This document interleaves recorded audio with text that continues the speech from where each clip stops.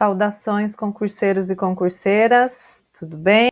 Caminhando aí nos estudos, eu sou a professora Amanda Lino, estou mais uma vez com vocês para trabalhar a área de conhecimentos pedagógicos. E um excelente dia para vocês, tá? Vamos lá para os nossos estudos.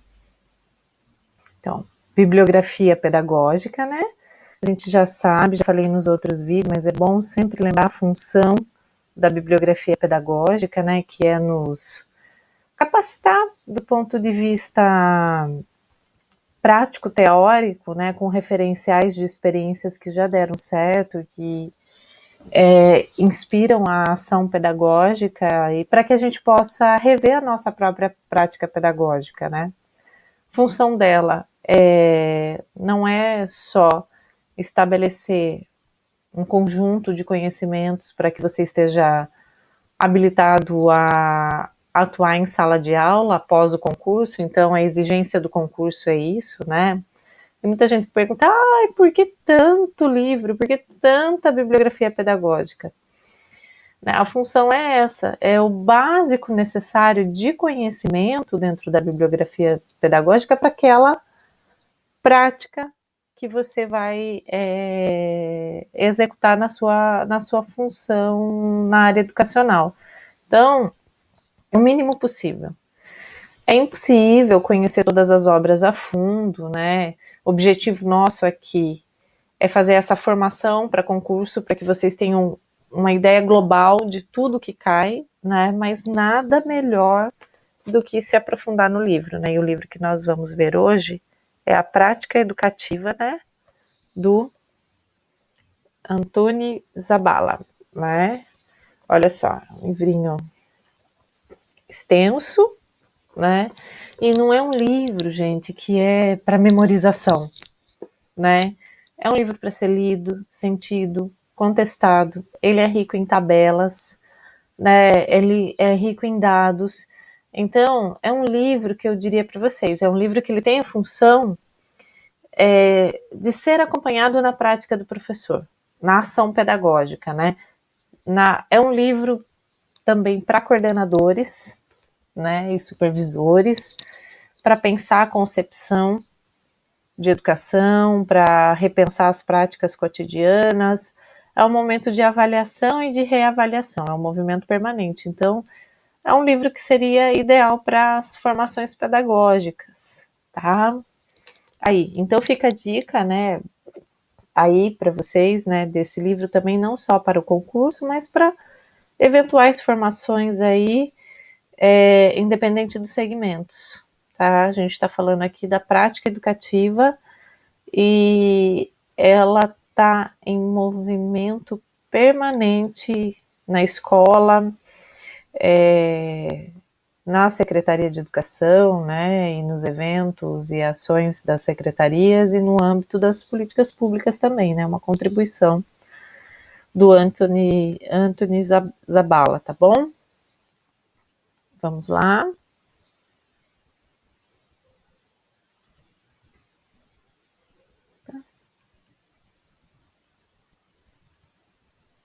Então, vamos iniciar, né, com uma contextualização, né, já falei no outro slide, nos outros slides, né, a contextualização, a biografia, a linha metodológica, ela é importante como elementos para que a gente se localize em que linha teórica e referencial teórico esse autor está falando.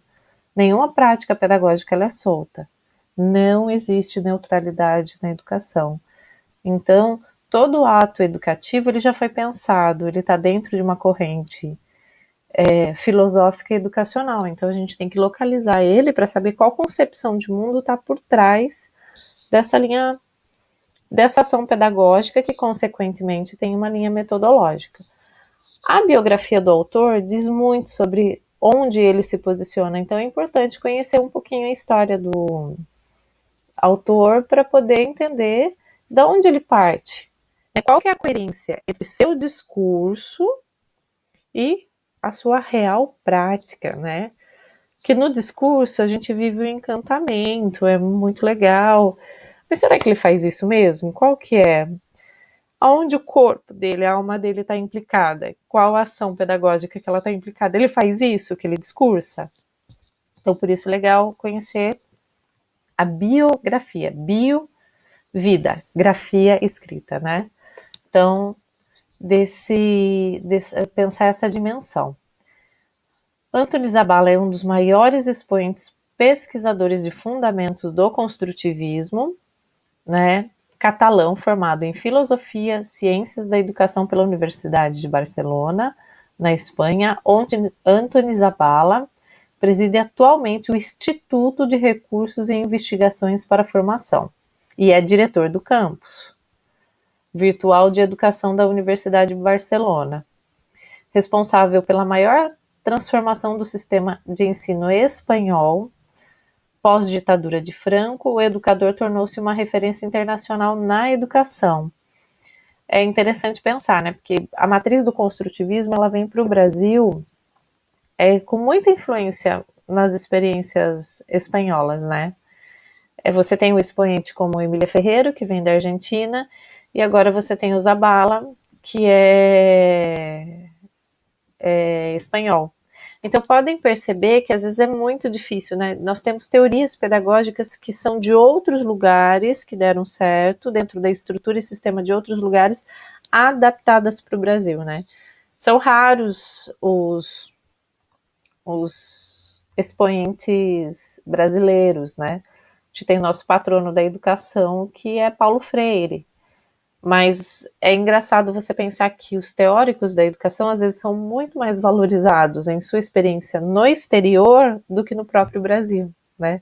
A política pública do Brasil, ela valoriza muito mais quem vem de fora, né? Que está sob a perspectiva de uma lógica econômica e social no Brasil, né? Ou seja, nós viemos do Brasil colônia, como viemos do Brasil colônia, a nossa elaboração, nosso pensamento acaba sendo colonizado também, né? Então, genuinamente, nós estamos ainda tentando construir uma teoria pedagógica nossa, né? Que caracterize as raízes do Brasil, tá?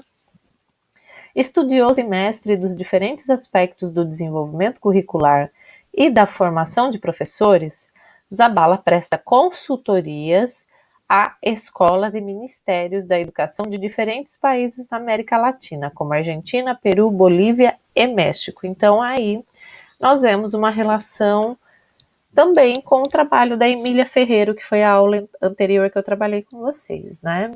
Então, aí, ó, um elo com o construtivismo para a gente pensar como que isso historicamente vem se construindo na formação dos professores, né? Aqui, uma fotinha do Zabala, ó, trouxe para vocês verem, conhecerem, né, o rostinho dele. E vamos continuar. Retomando o slide anterior, vamos pensar que construtivismo significa, e estou repetindo e batendo nessa tecla porque vocês vão utilizar isso na prova do concurso, né? Pode ser que venha cair uma questão e é legal ter memorizado mesmo o que significa o construtivismo, né? É a ideia de que nada a rigor está pronto, acabado e de que especificamente o conhecimento não é dado em nenhuma instância, como algo terminado. Ele se constitui pela interação do indivíduo com o meio físico e social, com o simbolismo humano, com o mundo das relações sociais e se constitui por força da ação, e não por qualquer dotação prévia. Não é inato, na bagagem hereditária ou no meio, de tal modo que podemos afirmar que antes da ação há o psiquismo, nem consciência e muito mesmo nos pensamentos, né? Então pressupõe que o indivíduo, esse psiquismo ele vai ser construído, ele não tem, né? Então ele vai construir esse psiquismo, posteriormente o pensamento. Aqui, continuando, né? Construtivismo, segundo pensamos, é a forma de conceber o conhecimento, sua gênese, seu desenvolvimento, construção, processo. E, por consequência, um novo modo de ver o universo, a vida e o mundo das relações sociais. Então, toda a transformação acontece através das relações sociais. Fernando Becker aqui, contribuindo de novo, rememorando esse conteúdo. construtivismo, né? Aqui é a concepção lá do dicionário pedagógico, espero que vocês tenham dado uma olhadinha, percorrido o olhar nesse dicionário pedagógico, ele é bem interessante, didático, para a gente utilizar nas hipóteses que a gente formula. Designa uma teoria desenvolvida no Brasil sobre a influência da perspectiva da epistemologia genética, por Jean Piaget, e Emília Ferreiro sobre a psicogênese da língua escrita, que explica o desenvolvimento e aprendizagem a partir da interação entre o sujeito e o ambiente. Esta teoria considera que as fontes de conhecimento são simultaneamente de origem interna e externa, ambiente interno, ambiente externo, e vai fazendo esse movimento.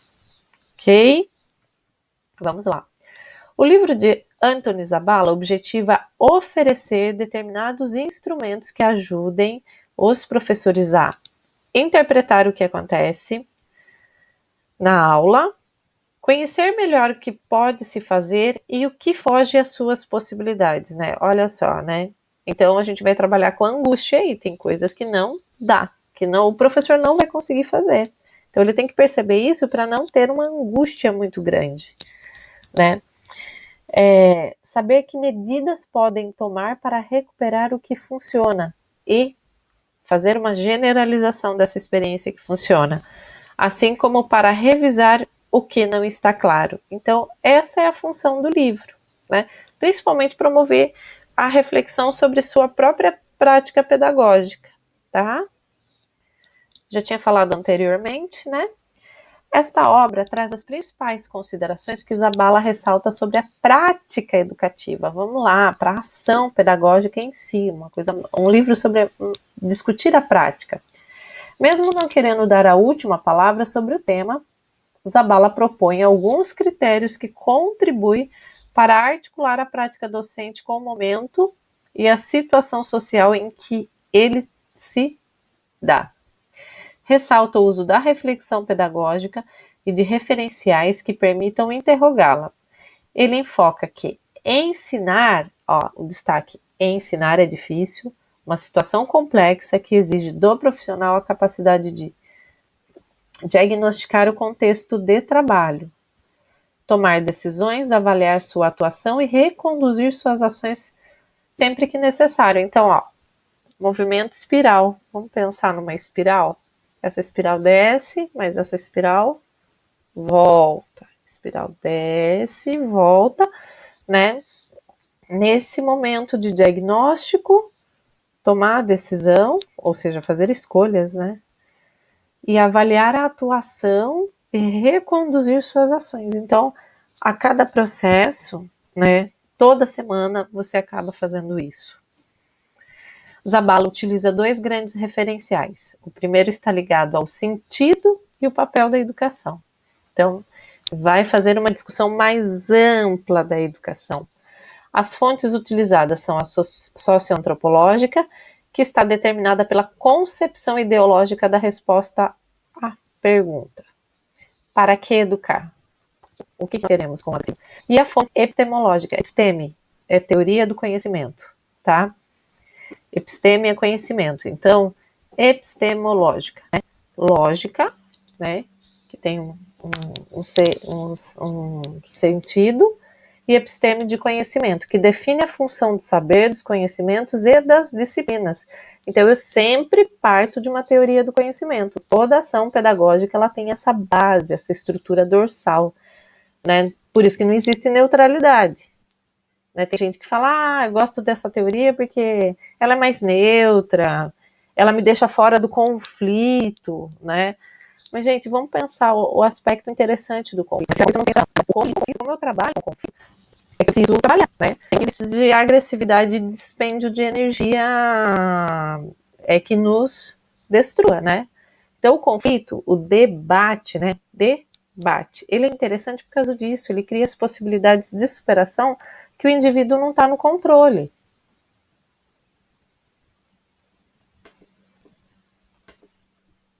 Então, vamos lá, né?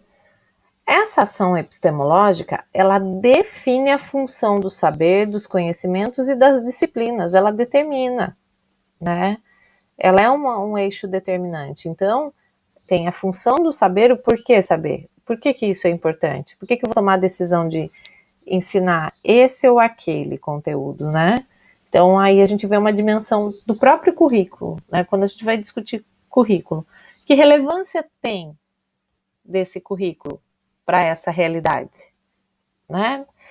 Então, tem que ter um repertório amplo para que o professor tenha essas possibilidades de trabalhar com conteúdos diferentes a partir da realidade local, dos conhecimentos e das disciplinas, né? O outro referencial engloba as fontes psicológicas e didáticas. Dificilmente pode-se responder à pergunta: como ensinar?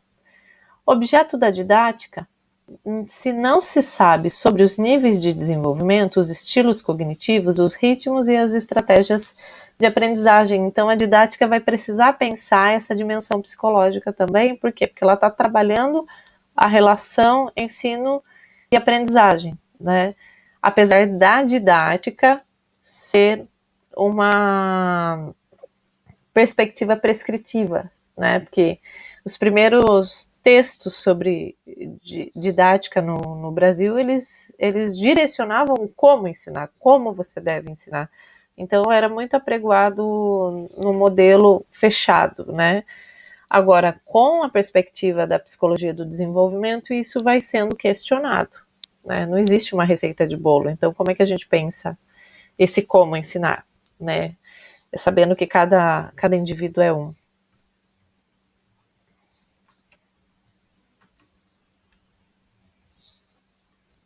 Tá?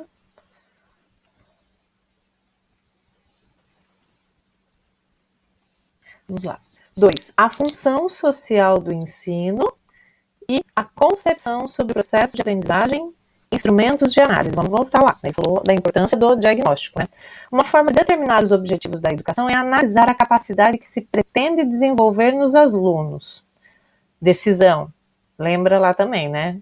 Aqui, quais as capacidades eu tenho intenção de desenvolver, né? Não é só o conteúdo teórico, mas o como esse conteúdo se movimenta, né, dentro dessas capacidades em desenvolvimento no aluno. Contudo, existem diferentes formas de classificar as capacidades do ser humano.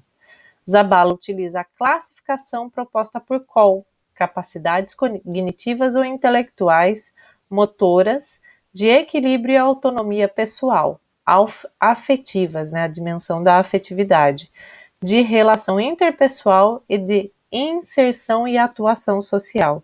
Olha como não é fácil esse trabalho, porque é pensar todas essas capacidades em desenvolvimento. Não é só a cognitiva, né? Nós vivemos o ensino marcado pelo cognitivismo, né? Ou seja, trabalhava muito mais a valorização das habilidades intelectuais do que outras capacidades, né? Diretamente relacionados aos objetivos da educação estão os conteúdos de aprendizagem.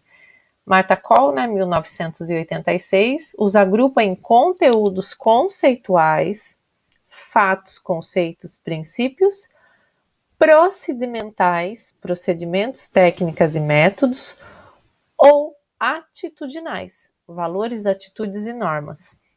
Classificação que corresponde respectivamente às perguntas: o que se deve saber, o que se deve saber fazer e como se deve ser. Esse processo está um pouco em transformação agora com a nova discussão do currículo, né? Porque não é assim tão fixado, né? Esse movimento, ele se dá numa constância permanente, né? E ele se dá muito mais sobre o que se deve saber fazer, o fazer, né? Porque esse fazer marca mente e corpos do que uma atividade muito mais prescritiva, né? O que eu estou aprendendo no ato de escrever a própria escrita, né? O que eu estou aprendendo no ato de ouvir o meu professor na frente da sala, né? Então, por exemplo, os formatos do ensino tradicional, eles têm sido questionados, porque o foco acaba sendo o professor, né? E não a relação ensino-aprendizagem, né? O ensino passa a ter um valor muito maior e uma preocupação maior, né? Então, há de se ter esse equilíbrio, né? três, né?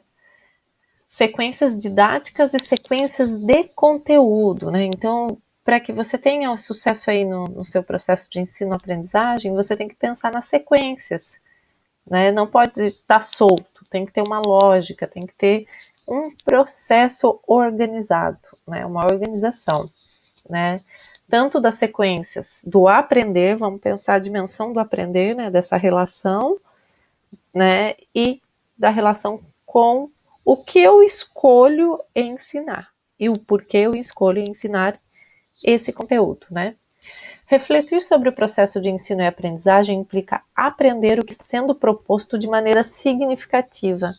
E tem que ser significativa para o aluno, não só para o professor. O professor ele tem que ter a capacidade de ensinar, de ter o domínio do conteúdo, né? Então, e de construir esse significado, né? De ser significativo. Como é que ele vai trabalhar com essa questão, né? Discernir o que pode ser objeto de uma unidade didática como conteúdo prioritário que exige um trabalho muito mais continuado.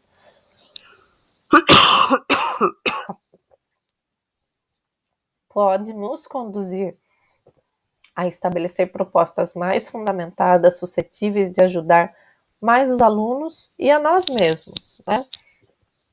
Então, por exemplo, há uma diferença na sequência didática e de eleição de conteúdos, né? E de um projeto, né? Porque envolve relação de tempo e espaço, tá? Portanto, mais do que nos movermos pelo apoio acrítico a um outro modo de organizar o ensino, devamos dispor de critérios que nos permitem considerar o que é mais conveniente num dado momento para determinados objetivos, a partir da convicção que nem tudo tem o mesmo valor, nem vale para satisfazer a mesma finalidade. Utilizar esses critérios para analisar nossa prática e, se convém, para reorientá-la. Aqui o comentário ele é interessante, né? Ele faz uma crítica ao acrítico, né? É legal pensar isso, né? Porque não se trata de eleger conteúdos que não desenvolvam o pensar, né? Nessa perspectiva de neutralidade, né? Os objetivos têm que vir de uma convicção, de valores que movimentem sentidos e significados no processo de ensino-aprendizagem da prática pedagógica. Opa! Então aqui, vamos lá. Na parte 4 do livro, né? O que essa parte quarta do livro, do capítulo 4, sintetiza? Né? Na página 89, ele vai dizer que as relações de que se estabelecem entre os professores, os alunos e os conteúdos de aprendizagem constituem a chave de todo o ensino. Então, se estiver lá na perguntinha do concurso, qual que é a chave de todo o ensino, segundo Zabala? As relações de que se estabelecem entre os professores e os alunos e os conteúdos. Então, é a tríade, né? É a tríade de professores, alunos e os conteúdos. De aprendizagem, constituem a chave de todo o ensino e definem os diferentes papéis dos professores e dos alunos. Né? Para cada relação com professores, alunos e conteúdos, eu tenho que usar uma abordagem diferente. Tem conteúdos que vai exigir que eu utilize um projeto, vai ter abordagens que